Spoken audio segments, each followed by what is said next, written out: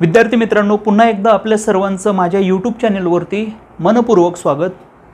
आपल्या सर्वांना ठाऊक असेल की प्रथिनं आपल्या जगण्यामध्ये किती महत्त्वाचे आहेत। जर आपल्या शरीरामध्ये प्रथिनांची कमतरता असेल तर आपल्याला विविध रोगांचा सामना करावा लागतो। म्हणजे आपली इम्युनिटी सिस्टीम ही प्रथिनांशिवाय काम करू शकत नाही। प्रथिनांशिवाय आपल्या शरीराची झीज पूर्णपणे भरून निघू शकत नाही, हेही आपल्याला ठाऊक असेल, राईट।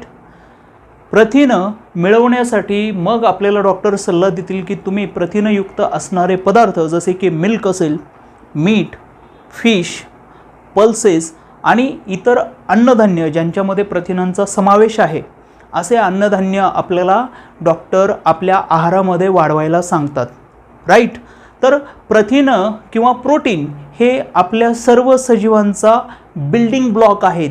म्हणजे सेल जे आहे, जे फंडामेंटल युनिट ऑफ लाईफ आहे, ती फंडामेंटल युनिट ऑफ लाईफ, त्या फंडामेंटल युनिट ऑफ लाईफचं बिल्डिंग ब्लॉक म्हणजे आपले प्रोटीन आहेत। तर हे प्रोटीन किंवा ह्या प्रथिनांची निर्मिती नेमकी कुठे होते सर्व सजीवांमध्ये, किंवा आपण सध्या गेले काही दिवस पेशींचा अभ्यास करतोय, राईट। तर या पेशींमध्ये असं कुठलं ठिकाण नेमकं आहे की जिथे या प्रथिनांची निर्मिती होती, जिथे या प्रथिनांची निर्मिती होते।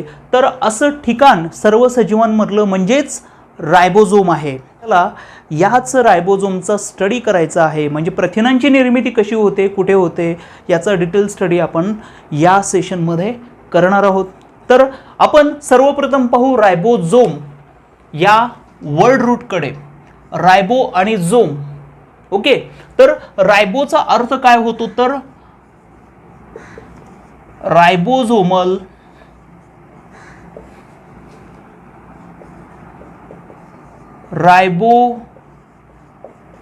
न्यूक्लिक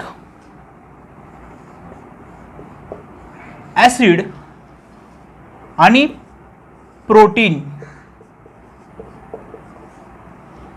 यांचं कॉम्बिनेशन म्हणजेच हा रायबोझोम होय। म्हणजे रायबो हा शब्द आपण कशावरून घेतला आहे, तर रायबो न्यूक्लिक ॲसिड वरून।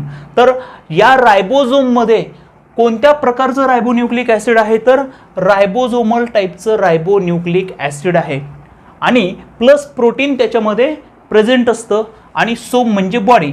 तर रायबोझोमल रायबोन्यूक्लिक ॲसिड आणि प्रोटीन यांची बॉडी, यांचं स्ट्रक्चर म्हणजेच रायबोझोम हे स्ट्रक्चर होय, किंवा रायबोझोम हे सेल ऑर्गेनेल होय, राईट। तर हे झाले रायबोझोमच्या वर्ड रूट बद्दल। रायबोझोम हा शब्द हा का दिला आहे हे आपण पाहिलं। आता पाहू आपण याच्या हिस्टॉरिकल बॅकग्राऊंड बद्दल। तर ribosome first isolated by Claude. म्हणजे क्लॉडे या सायंटिस्टने पहिल्यांदा रायबोझोम हे स्ट्रक्चर आयसोलेट केले आहे आणि त्याने मायक्रोझोम हे नाव दिलेलं आहे। मायक्रोझोम हे नाव त्याने दिलेले आहे। तर त्यानंतर रॉबिन्सन आणि ब्राउन या दोन सायंटिस्टनी फर्स्ट ऑब्झर्वेशन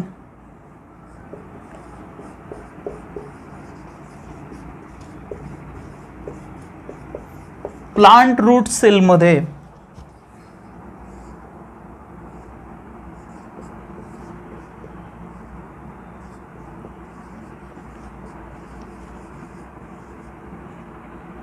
केले आहे।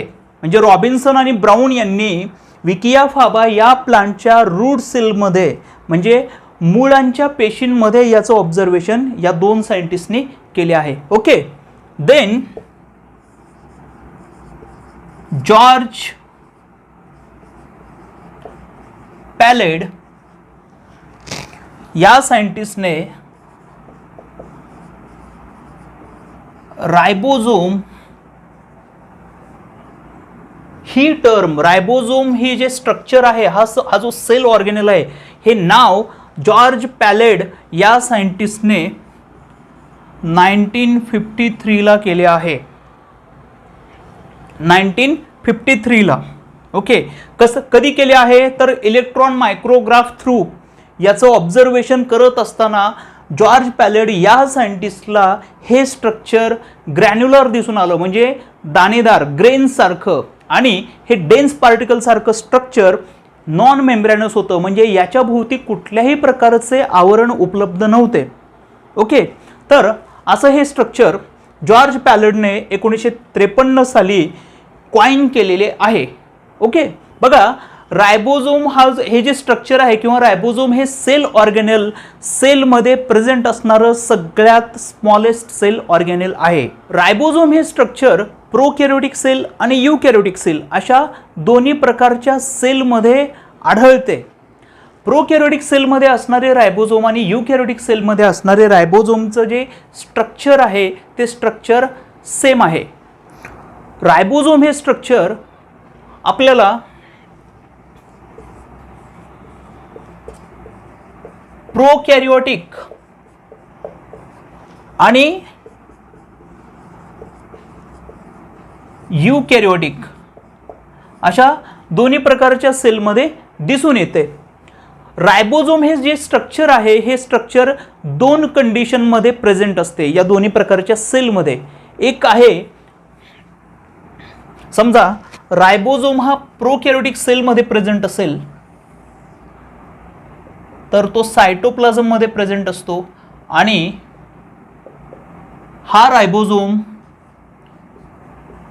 फ्री रायबोझोम आहे. ओके. हा रायबोझोम कसा आहे? फ्री रायबोझोम आहे, मुक्तपणे आपल्याला या सायटोप्लाझम मध्ये तो दिसून येतो. तर रायबोझोम हा काही आपल्याला युकॅरियोटिक सेलमध्ये तो फ्री फॉर्म मध्ये युकॅरियोटिक सेल, समजा ही काय आहे? युकॅरियोटिक सेल आहे. ओके. या युकॅरियोटिक सेलमध्ये रायबोझोम हा सायटोप्लाझम मध्ये फ्री फॉर्म मध्ये, फ्री कंडिशन मध्ये दिसतो, आणि या रायबोझोम मध्ये या युकॅरियोटिक सेलमध्ये न्यूक्लियस आणि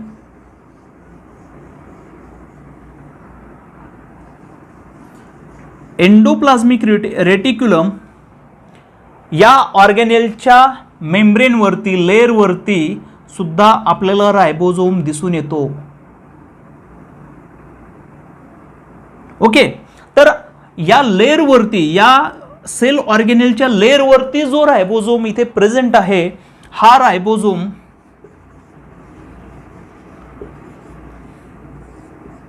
बाउंड रायबोझोम आहे. याशिवाय युकॅरियोटिक सेलमध्ये रायबोझोम हा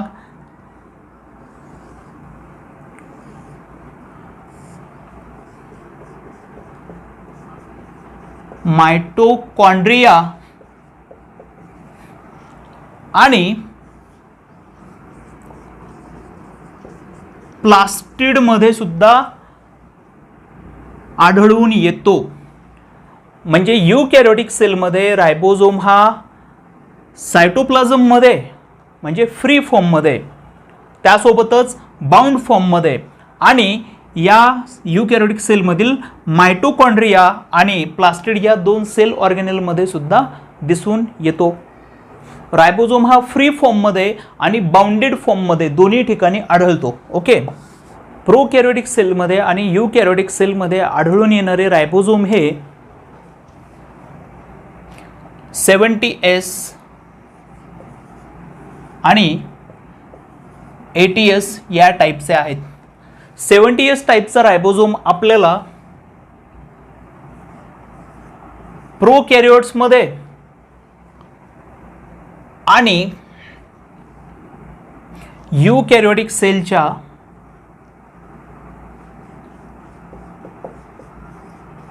मायटोकॉन्ड्रिया आणि प्लास्टिड या स्ट्रक्चरमध्ये दिसून येतात. ATS टाईपचा रायबोझोम आपल्याला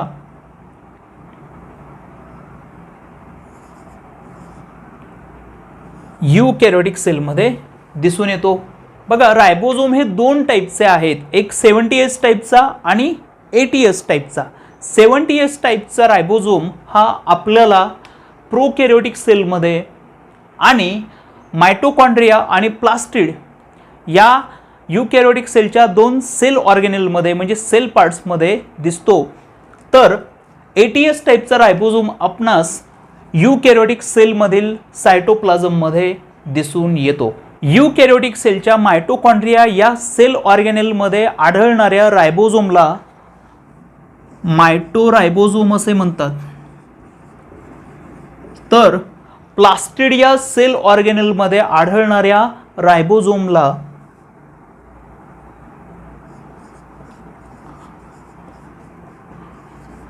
प्लास्टिडो रायबोझोम असे म्हणतात. रायबोझोम ही टर्म जॉर्ज पॅलड या सायंटिस्टने 1953ला कॉइन केल्यामुळे रायबोझोमला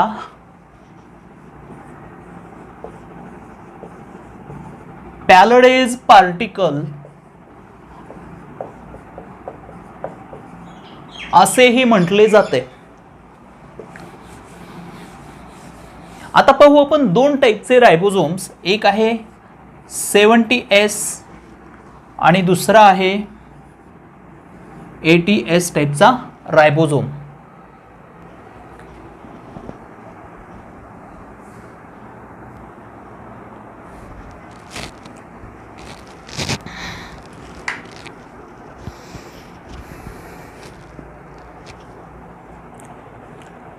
हा 70S टाईपचा रायबोझोम दोन युनिट्सने फॉर्म झाला आहे. त्यातला एक युनिट आहे लार्जर सब युनिट आणि दुसरा आहे स्मॉलर सब युनिट. हा लार्जर सब युनिट जो आहे हा 50Sचा आहे आणि स्मॉलर सब युनिट हा 30Sचा आहे. तर ATS हा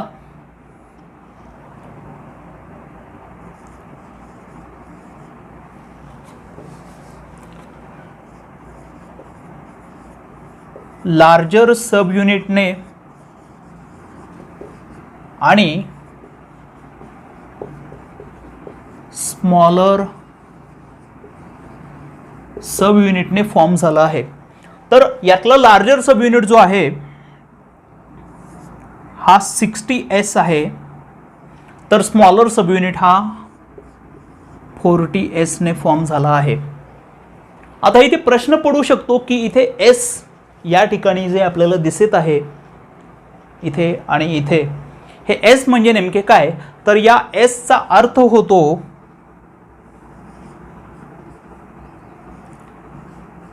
स्वेडबर्ग्स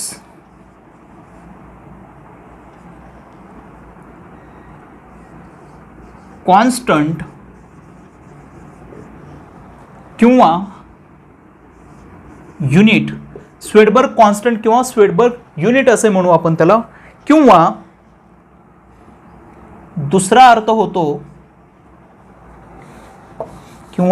दुसरा अर्थ आहे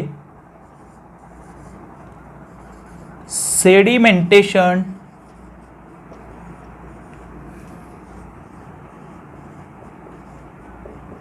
कोएफिशिएंट.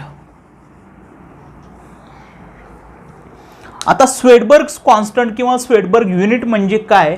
तर इथे आपण या स्वेडबर्ग या रायबोझोमचे जे आपण प्रकार पाडले आहेत, हा 70S आणि हा ATS,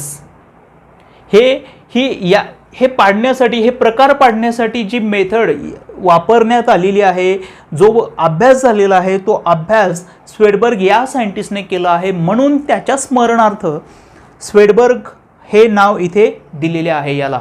किंवा दुसरा याचा अर्थ होतो सेडिमेंटेशन कोएफिशिएंट, म्हणजेच सेटल डाऊन किंवा सेडिमेंट होण्याचा जो काही वेग आहे किंवा जो पॉईंट आहे त्याला सेडिमेंटेशन कोएफिशियंट असे म्हटले जाते, राईट.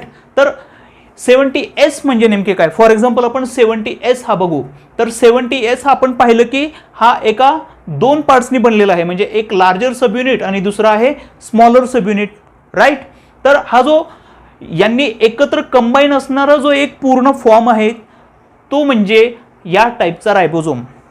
तर होते काय, हा रायबोझोम हा जो पार्टिकल आहे किंवा हे जे सेल ऑर्गेनेल आहे, हे सेल ऑर्गेनेल मेजर करण्यासाठी, याची डेन्सिटी मेजर करण्यासाठी एक अल्ट्रासेंट्रिफ्युगेशनची प्रोसेस वापरली जाते आणि या अल्ट्रासेंट्रिफ्युगेशन प्रोसेसद्वारे हे पार्टिकल कोणत्या पॉईंटला किंवा बघा अल्ट्रासेंट्रिफ्युगेशन प्रोसेसद्वारे रायबोझोमचा हा पार्टिकल कोणत्या पॉईंटला सेडिमेंट होतो किंवा सेटल डाऊन होतो, म्हणजे याचा अर्थ हा रायबोझोम आहे. म्हणजे हा रायबोझोमचा पार्टिकल 70S पॉईंटला अल्ट्रासेंट्रिफ्युगेशन प्रोसेसद्वारे सेटल डाऊन होतो किंवा त्याचं सेडिमेंटेशन होतं, म्हणून यांना 70S असे म्हटले जाते. म्हणजे हे दोन सब युनिट एकत्र कंबाईन असताना त्याचं जे सेडिमेंटेशन आहे किंवा सेटल डाऊनचा जो पॉईंट आहे तो पॉईंट म्हणजे 70S आहे. आपण हा लार्जर सब युनिट आपण अल्ट्रासेंट्रिफ्युगेशनद्वारे मेजर केला तर हा लार्जर सब युनिट 50S पॉईंटला सेटल डाऊन होतोय किंवा तो सेडिमेंट होतोय, म्हणून या लार्जर सब युनिटला 50S असे म्हटले जाते. अगदी तसेच हा स्मॉलर सब युनिट अल्ट्रासेंट्रिफ्युगेशन प्रोसेसद्वारे 30S पॉईंटला सेटल डाऊन होतोय किंवा सेडिमेंट होतोय, म्हणून या स्मॉलर सब युनिटला 30S असे म्हटले जाते. या लार्जर सब युनिटचा सेटल डाऊनचा सेडिमेंटेशनचा रेट हा 50S आहे आणि या स्मॉलर सब युनिटचा 30S आहे. आणि हे दोन पार्टिकल्स ज्यावेळेस एकत्र कंबाईन असतात आणि त्यांना मेजर केलं जातं अल्ट्रासेंट्रिफ्युगेशन प्रोसेसद्वारे, तेव्हा तो 70Sला सेटल डाऊन होतोय, राईट. अगदी त्याच पद्धतीनं ATS हा सुद्धा किंवा युकॅरियोटिक सेलमध्ये असणारा रायबोझोम जो आहे हा दोन सब युनिट्सने बनलेला आहे. त्यातला पहिला सब युनिट आहे तो लार्जर सब युनिट आणि दुसरा जो आहे तो स्मॉलर सब युनिट आहे. तर हा लार्जर सब युनिट आणि स्मॉलर सब युनिट एक कंबाईन असताना अल्ट्रासेंट्रिफ्युगेशन प्रोसेसद्वारे ATS पॉईंटला सेटल डाऊन होत आहेत किंवा सेडिमेंट होत आहेत. तर आणि ज्यावेळेस या ATSला सेपरेट केले जाते, म्हणजे लार्जर सब युनिट सेपरेटली आपण काय करतोय, मेजर करतोय अल्ट्रासेंट्रिफ्युगेशन प्रोसेसद्वारे, तेव्हा हा लार्जर सब युनिट 60S पॉईंटला सेडिमेंट होतोय किंवा सेटल डाऊन होतोय, म्हणून या लार्जर सब युनिटला 60S असे म्हटले जाते. तर या युकॅरियोटिक सेलमधील रायबोझोमचा स्मॉलर सब युनिट ज्यावेळेस आपण अल्ट्रासेंट्रिफ्युगेशन प्रोसेसद्वारे आपण मेजर करतो, तेव्हा हा स्मॉलर सब युनिट 40S पॉईंटला सेटल डाऊन होतोय किंवा सेडिमेंट होतोय, म्हणून यास 40S असे म्हटले जाते. तर आय होप तुम्हाला हे सर्वांना लक्षात आलेले आहे. विद्यार्थी मित्रांनो, तुम्हा सर्वांना माझे शिकवणे आवडत असेल तर प्लीज लाईक करा, शेअर करा आणि सबस्क्राईब करा. थँक्यू.